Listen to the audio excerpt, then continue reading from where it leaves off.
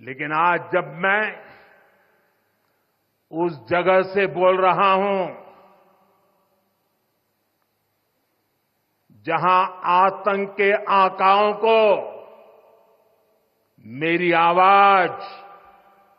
सीधे सुनाई पड़ रही है, मैं आतंकवाद के इन सरपरस्तों को कहना चाहता हूं कि उनके नापाक मंसूबे